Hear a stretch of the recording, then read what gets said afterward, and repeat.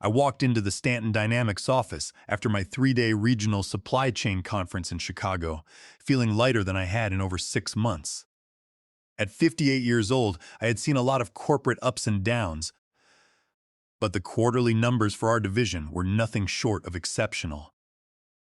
Our project deadlines had all been met ahead of schedule, and I had even managed to secure an additional 15% in budget for specialized team training. The moment I stepped off the elevator on the fourth floor, however, something felt immediately and instinctively wrong. The usual Monday morning buzz was entirely missing from our department floor. The East Wing corridor, where my team of 7 brilliant engineers worked, was eerily quiet. "Naomi?" I called out looking for our lead developer, who was notoriously always the first to arrive, rain or shine. There was no answer. Our workspace, the one we had earned after delivering 3 consecutive breakthrough projects that saved the company millions, stood completely empty. The desks were cleared. The dual monitor setups were gone. Even the potted ficus plants we had collectively nurtured for 3 years were missing. Only rectangular dust outlines remained where our expensive equipment had been sitting just days ago.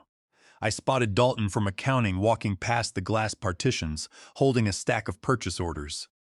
"Hey, Dalton, what exactly happened to my team?" Dalton stopped, and his expression shifted to something closely resembling pity. He adjusted his glasses nervously. "Oh, Julian, you should probably check the basement.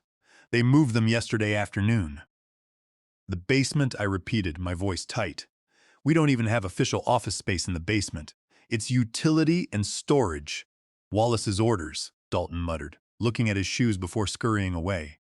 The elevator ride down felt eternal. Each floor passing by heightened the dread settling in my stomach. When the doors finally opened with a metallic screech, I had to navigate through dim storage areas, past discarded filing cabinets, and around humming maintenance rooms before finding a heavy fire door with a hastily printed piece of printer paper taped to it. Core Systems Engineering. I pushed the heavy door open to find my team huddled together between exposed, sweating pipes and massive utility breaker boxes. Their high-end monitors were balanced precariously on wobbly plastic folding tables that looked like they were salvaged from a church garage sale. Extension cords snaked dangerously across the damp concrete floor, creating a massive tripping hazard. Water dripped steadily from a condensation-covered ceiling pipe, landing with rhythmic plunks into a yellow janitor's bucket positioned directly near Naomi's makeshift desk. "What happened here?" I asked, though their downcast, exhausted faces told me almost everything I needed to know. Naomi looked up, her dark eyes burning with a mixture of anger and profound humiliation. "While you were gone, Wallace came down here with a crew of internal movers. He said we needed to relocate immediately to make room for the new specialist. We had exactly 30 minutes to pack everything into boxes." "A specialist?" I asked, my voice dangerously calm. "What specialist? We didn't approve any new hires for Core Systems." Chloe, our youngest developer who had only been with us for 8 months, chimed in, her voice shaking slightly. "Wallace says he's going to revolutionize the entire department. Some guy named Gideon." I didn't say another word. I turned on my heel and climbed the concrete stairs all the way back up to the 4th floor, bypassing the slow elevator. Our former workspace, the bright, airy, and strategically positioned area between the testing lab and the design team, was no longer ours. It now housed a single person. A young, slickly dressed man was carefully arranging framed, meaningless certificates on what used to be my desk. Meanwhile, Wallace, our new department head of just 5 short months, hovered nearby with an expression of unbridled admiration and sycophancy. "Ah, Julian! There you are," Wallace exclaimed when he finally spotted me standing in the doorway, my arms crossed. "Meet Gideon, our new productivity transformation specialist. His revolutionary approach increased output by 300% at his last 3 companies. He needs proper space to implement his vision." Wallace lowered his voice, leaning in conspiratorially. "Your team can manage downstairs until next quarter's budget review. It builds character." I stared at Gideon, who didn't even pause arranging his acrylic awards to acknowledge my presence. He just kept adjusting a certificate of completion from some weekend seminar. I didn't yell. I didn't argue. I simply nodded silently, turned around, and walked back down to the basement where my team waited in the damp gloom. The distant, pervasive hum of the building's industrial HVAC machinery vibrated constantly through the cinderblock walls. The Wi-Fi signal down here barely reached 1 bar. The nearest bathroom was a single concrete stall located behind a plastic shower curtain near the boiler room. The air smelled strongly of mildew, ozone, and corporate defeat. 32 years I've been with Stanton Dynamics, muttered Hector, our senior hardware specialist, rubbing his temples. 32 years, Julian, and this is exactly how they treat us. I surveyed their dejected, exhausted faces. These were people who had given absolutely everything to this company. They had pulled countless all-nighters, skipped family dinners, and worked straight through weekends to meet impossible executive deadlines. Now, they were stuffed in a basement like unwanted broken furniture. Then I smiled. It was a calm, cold smile that I hadn't used in a very long time. "Pack your bags," I said, my voice steady and commanding. They stared at me, confused. "Not just for down here," I clarified. "Everything. Personal items, custom scripts, the mechanical keyboards you bought with your own money. Everything." Naomi blinked. "Julian, are we quitting?" I held her gaze, my smile never wavering. "Trust me. Just start quietly gathering everything you might want to take with you someday, and keep this conversation strictly between us." My name is Julian Vance, and until that precise basement moment, I had been the loyal, dependable, and fiercely protective leader of Core Systems Engineering for 8 years. Before joining Stanton Dynamics, I had spent 15 grueling years coordinating international refugee camp logistics during massive humanitarian crises across 3 different continents. The company had originally hired me for my technical knowledge, completely unaware that I had spent my previous career building global supply chains and negotiating with warlords in impossible, high-stakes conditions. I wasn't just good at solving technical routing problems. I excelled at solving human ones, especially when people thought they held all the power. When I transitioned to corporate life at 40, I brought those hard-earned survival skills with me. I could spot raw talent in unlikely places and build cohesive, unbreakable units among wildly different personalities. Each member of my team had been hand-picked, not just for their technical brilliance, but for their ability to solve complex problems under extreme, unforgiving pressure. Naomi had been rejected by 3 other major tech firms because of her blunt, unfiltered communication style before I recognized her absolute genius with back-end systems. Chloe, fresh out of college, possessed a natural, intuitive talent for finding elegant, simple solutions, yet she had been passed over for louder, more aggressive graduates. Hector had literally been packing his desk to retire when I convinced him his deep hardware expertise was irreplaceable to our infrastructure. Then there was Silas, our quietest member who fluently spoke 5 different programming languages, but genuinely struggled with human conversation. Jada, whose rigorous testing protocols had become the gold standard for the industry. Priya, whose cybersecurity systems were legendary and impenetrable, and Omar, who could seamlessly translate the most dense technical requirements into plain English that any executive could understand.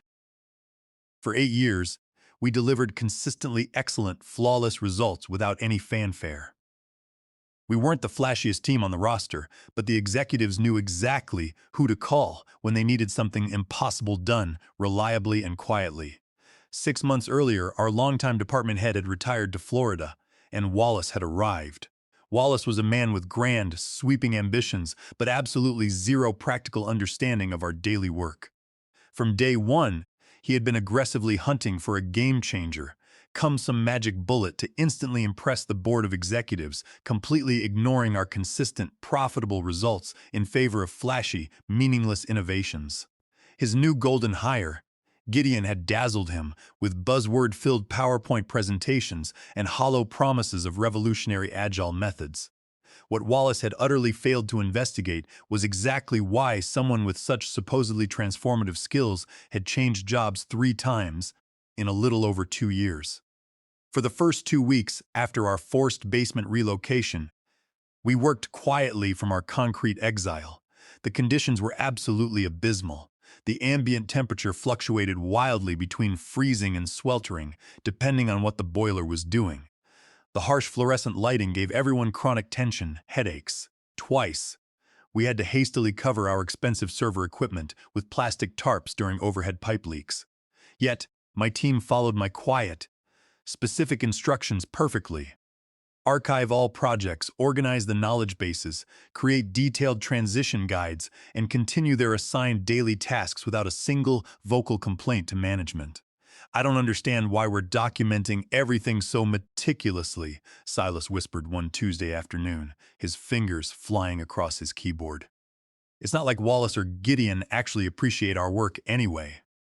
Everything we do should be done with absolute integrity, I replied, projecting my voice loudly enough for the whole basement to hear over the hum of the HVAC. No matter where we do it, our standard is our standard. The others exchanged knowing, sidelong glances but kept working diligently. They trusted me implicitly, even if they didn't fully understand the endgame yet. Then came a surprising, unprompted call from Vivian, the CEO of Stanton Dynamics, requesting that I formally present our team's accomplishments and quarterly metrics at the upcoming monthly board meeting. When I relayed the news, my team's spirits visibly lifted. Finally, someone at the top was paying attention. Finally, some recognition for the numbers we had just posted. The morning of the presentation, I dressed in my best tailored suit and carefully reviewed my meticulously prepared slides in the basement's dim, flickering light. As I confidently climbed the concrete stairs to the executive floor, holding my tablet, Wallace intercepted me forcefully in the stairwell landing, physically blocking my path. "Change of plans, Julian," he smirked, adjusting his expensive tie. "The board wants to hear about future innovations today, not past performance. Gideon will be presenting instead." I stopped on the step below him, looking up. Vivian specifically requested my presentation. "Wallace, I spoke with her executive assistant this morning. I spoke with Vivian an hour ago," Wallace countered smoothly, his smile not reaching his cold eyes. "She agrees that my approach makes more sense for the current company trajectory. The board needs to hear about where we're going, not where we've been. You can go back to your workspace." My team deflated instantly when I returned to the basement with the news. Chloe glanced sadly at her half-written resignation letter, which was clearly visible on her monitor. "So this is it?" she asked, her voice cracking. "We're just giving up? We're just going to let them erase us?" "Not yet," I replied, my voice steady and reassuring. "Keep packing quietly." Later that same day, word spread rapidly through the company's internal grapevine that Gideon's highly anticipated presentation had bombed spectacularly in front of the board. The senior board members had asked basic technical questions about our infrastructure that he couldn't even begin to answer, completely exposing his shallow, buzzword-level understanding of our core business model. Wallace had scrambled to attempt damage control by aggressively promising that our team would implement Gideon's concepts, despite our supposed reluctance to embrace modern change. That afternoon, Wallace unexpectedly visited our basement, acting suddenly and overly friendly. "Good news, team," he announced, clapping his hands together. "We're strongly considering moving you back upstairs to the East Wing." The East Wing was slightly better than the basement, but it was still a clear, undeniable demotion from our original premium space. The underlying message was loud and clear. We were still considered far less valuable than the Golden Hire.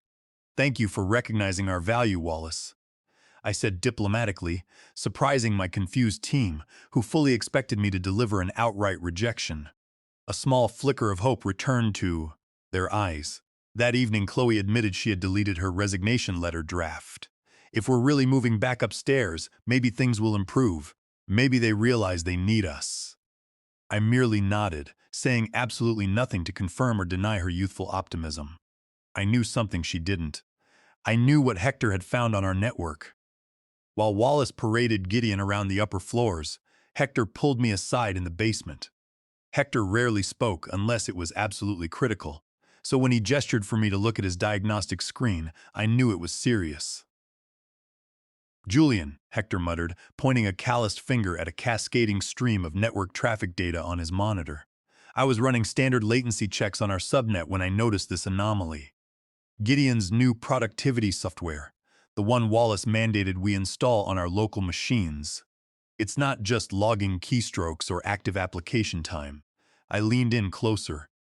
What is it doing, Hector? It's capturing ambient audio, Hector said, his voice dropping to a harsh whisper. It's pinging the built-in microphones on our laptops and streaming encrypted packets to an external server. It's recording every single conversation we have down here, without any opt-in or consent. Priya, our security expert, immediately rolled her chair over. Wait, let me see that. Her fingers flew across her keyboard as she traced the IP addresses. Hector's right. The destination server isn't even hosted on Stanton Dynamics infrastructure. It's registered to a Shell LLC in Delaware. A cold, precise anger washed over me. I wasn't just annoyed anymore, I was furious. Under the Electronic Communications Privacy Act, ECPA Title 18 of the U.S. Code, Section 2511, intercepting oral communications without the consent of at least one party is a federal crime. What Gideon had installed wasn't productivity software. It was an illegal wiretap. Furthermore, Stanton Dynamics could be held massively liable for corporate espionage if this software was installed on machines containing proprietary code. Priya, trace the ownership of that Delaware LLC, I instructed quietly. Hector, isolate the packets. Dump the logs to a secure offline drive. Do not block the traffic yet. Let them keep listening. We are going to let them hang themselves.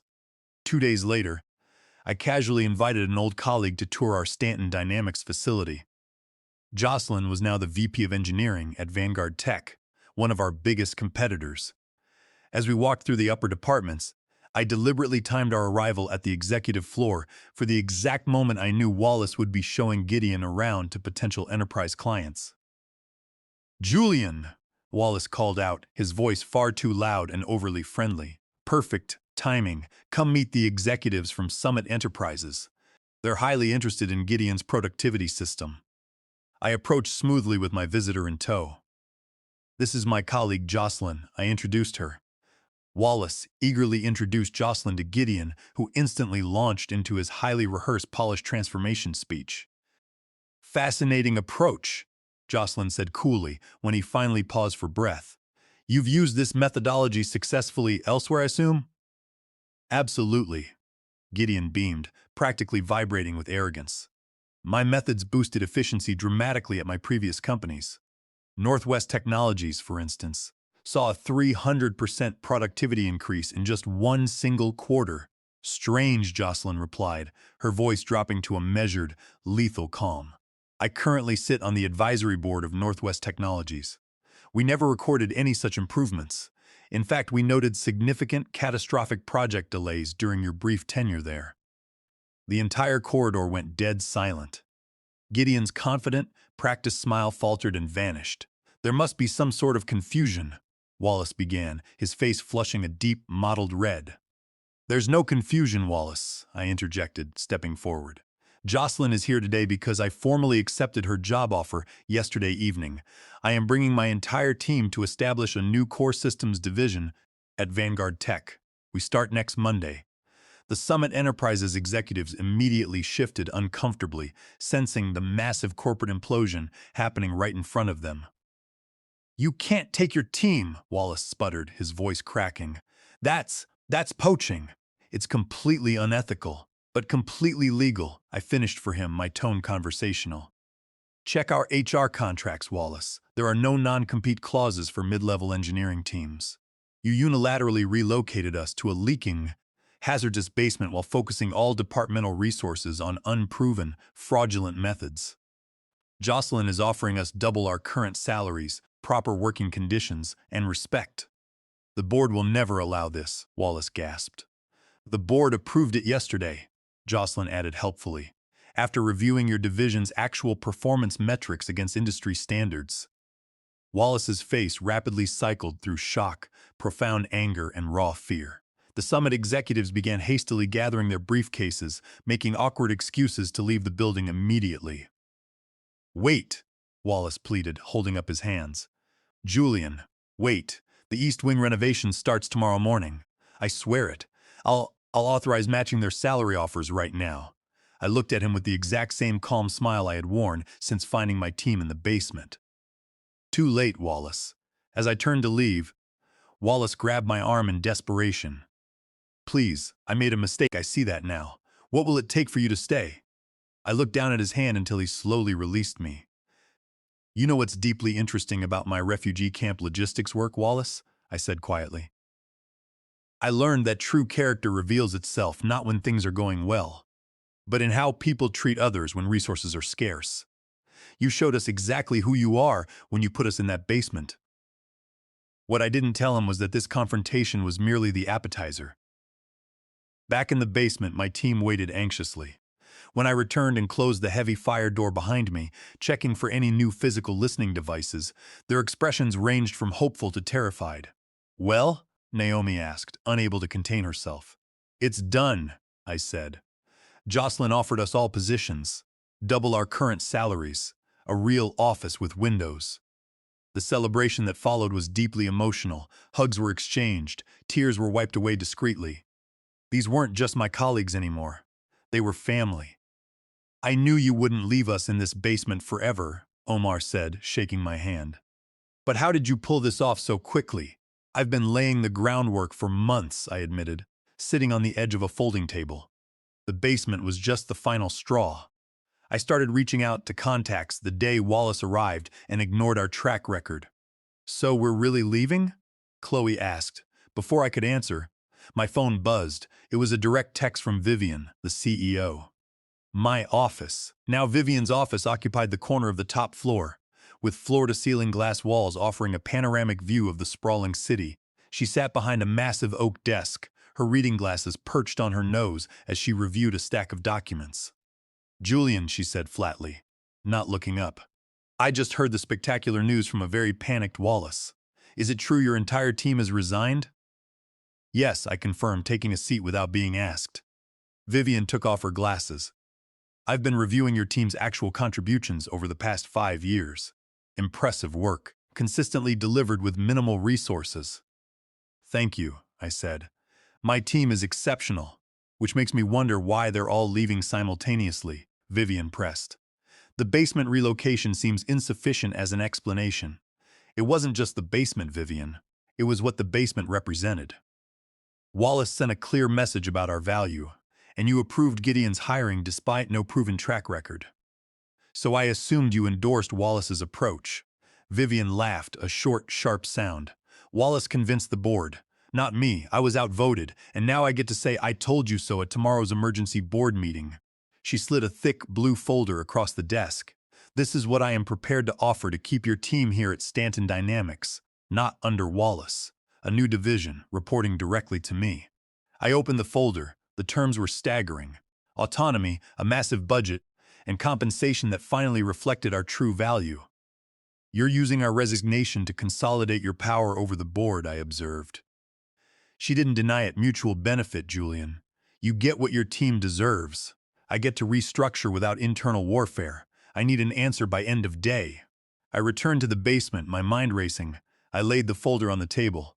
Vivian wants us to stay. Better terms than Vanguard Tech. The stunned silence was broken by Hector. She's trying to save face. Maybe, I said. Either way, we have a decision to make. What followed was the most honest conversation we had ever had. We debated trust, loyalty, and corporate politics. Finally, I held up my hand. This decision isn't just about what's best for us professionally, I said. It's about making sure neither company can ever do this to us again. I think we should split up. Their faces registered shock. Not permanently, I clarified. Strategically, 4 of us accept Vivian's offer. 3 go with Jocelyn to Vanguard Tech as planned. We maintain our connections, share non-proprietary information, and protect ourselves. We become our own network. Naomi began to laugh. That's brilliant. Neither company can take us for granted again. The team rapidly agreed. I made the calls.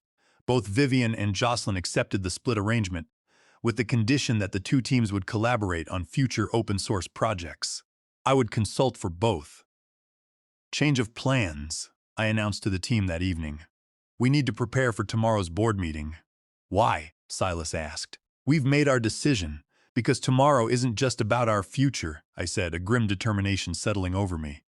It's about justice. Priya, Hector, Did you finish compiling the ECPay violation logs and the Delaware LLC ownership records? Priya nodded, patting an encrypted flash drive. Gideon is the sole proprietor of the Delaware LLC.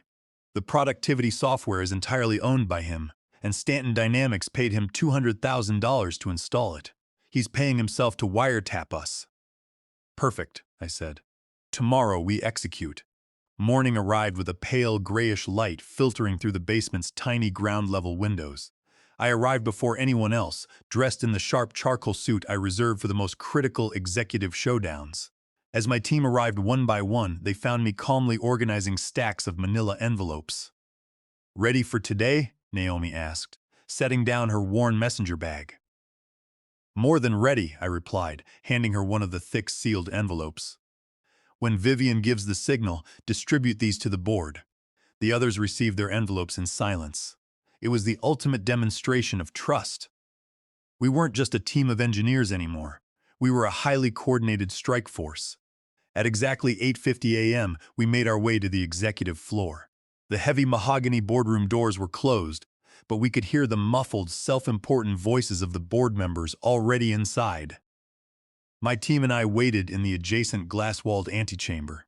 "Shouldn't we be in there?" Chloe whispered nervously, fidgeting with her collar. "We weren't officially invited," I explained, checking my watch. "But don't worry, we will be." At precisely 8:55 a.m., Vivian's executive assistant stepped out. "The CEO requests that Core Systems Engineering join the meeting."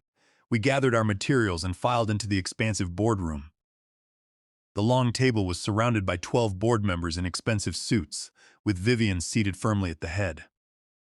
Wallace sat halfway down the table, spreadsheets spread before him, with Gideon seated right beside him, looking uncharacteristically nervous. Wallace's eyes widened in sheer panic when he saw us enter.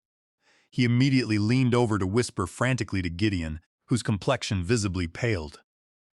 "Thank you for joining us," Vivian said smoothly, gesturing to the empty chairs on the opposite side of the long table. "I've asked Julian and his team to provide context for some of the operational proposals we're discussing today." "Now, Wallace," Vivian continued, steepling her fingers, "you were just about to present your departmental restructuring plan." Wallace stood up, straightening his tie with trembling fingers. "Yes. As you know, our department is undergoing significant transformation to align with modern market demands. The centerpiece of this transformation is our new productivity methodology, pioneered by Gideon, which promises to revolutionize our entire workflow." He clicked his remote, and several colorful, entirely fabricated charts appeared on the projector screen. "Initial implementation has begun, and we project a 200% productivity increase by year-end." "Impressive," one of the senior board members commented. "And what about the existing core systems team? How are they adapting?" Wallace hesitated, glancing nervously at me. "There has been some resistance to change, as expected. We've had to prioritize certain workspace considerations to maximize efficiency. Some temporary relocation was necessary." "By temporary relocation, do you mean moving our most critical specialized engineering team to a hazardous, leaking basement?" Vivian asked, her voice deceptively mild. The board members stirred, several frowning deeply as they looked between Wallace and our team. "It was an interim solution," Wallace insisted, sweating now. "I see," Vivian said. "Julian, perhaps you could give the board your perspective." I stood up slowly, feeling the weight of every gaze in the room. "Thank you, Vivian. Before I begin, I want to clarify that what I'm about to share isn't about personal grievances over office space. It's about systemic, critical issues that threaten this company's legal standing and future." I turned to my team. "Naomi, please." Naomi and the team moved efficiently, distributing the thick manila envelopes to every person at the table. Wallace received his copy last, his hand shaking violently as he took it. "What you are looking at in the first section," I explained, my voice echoing in the quiet room, "is a comprehensive, factual analysis of our department's productivity over the past 5 years. It indicates that the team currently relocated to the basement was responsible for 78% of the department's successful deliverables last year." A board member looked up sharply. "Wallace, were you aware of this?" Before Wallace could stumble through a lie, I continued. What you may find significantly more urgent, however, is Section 3. Priya, Hector, please pull up the network logs on the projector. Priya plugged her encrypted drive into the boardroom system. The colorful charts vanished, replaced by scrolling lines of green code and raw data packets. 3 weeks ago, I said, Wallace authorized a payment of $200, zeroed to a vendor for Gideon's productivity tracking software.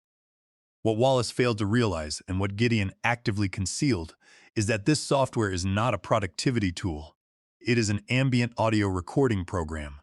The room erupted into confused murmurs. It activates the microphones on company laptops without user consent. I raised my voice over the noise. It records all ambient conversations and transmits them to an external server. Section 4 of your packets contains the trace route. That external server is registered to a Delaware LLC. Gideon jumped to his feet, his chair crashing backward. That's proprietary diagnostic data. You hacked my systems. No, Gideon, I replied coldly. We monitored our own network traffic, and we traced the ownership of that Delaware LLC. You are the sole proprietor. The silence that slammed down on the boardroom was absolute and deafening. I looked directly at the board's lead legal counsel, who was frantically reading the documents. Under the Electronic Communications Privacy Act, 18 U.S.C. Section 25111, intentional interception of oral communications without the consent of at least one party is a federal crime. Gideon has been illegally wiretapping Stanton Dynamics employees and transmitting that data to an unsecured external server he owns. The legal counsel practically choked. He's right, this is massive liability. Furthermore, I continued, stepping toward Wallace, because Gideon's employment and vendor contracts were formed under fraudulent misrepresentations regarding the software's true function, under the legal doctrine of void ab initio, those contracts were entirely invalid from the moment they were signed. Stanton Dynamics owes him nothing. In fact, you can sue him for restitution. Wallace's face had gone from red to a terrifying ashen gray.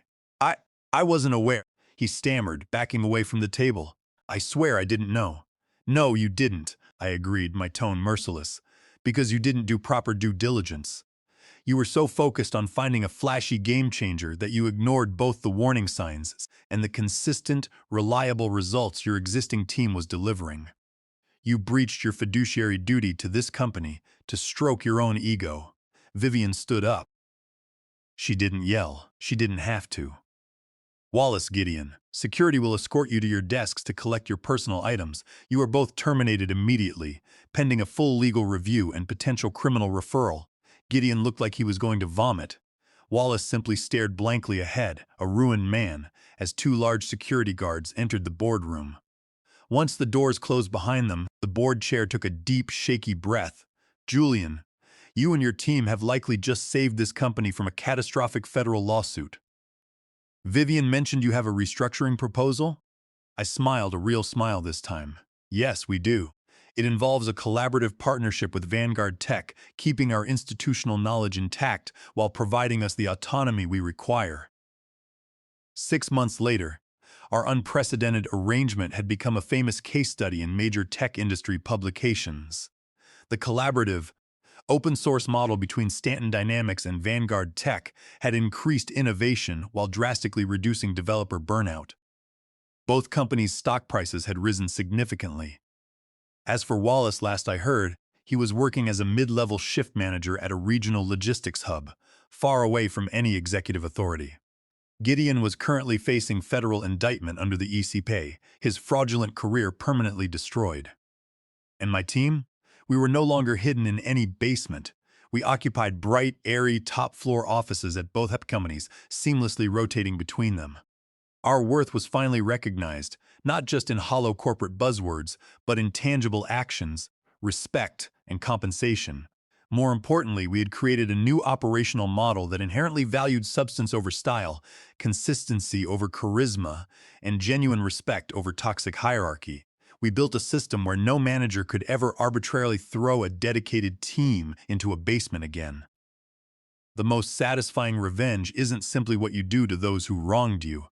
It's creating a world where what they did to you becomes entirely impossible for them to ever do to anyone else. If you've ever been undervalued at work, pushed aside for someone with a flashier approach, or sent to the corporate basement, drop a comment below. I'd love to hear how you handled it. And if you enjoyed this story of high-stakes workplace justice, hit that like button and subscribe for more tales of people who turn professional disrespect into absolute leadership leverage.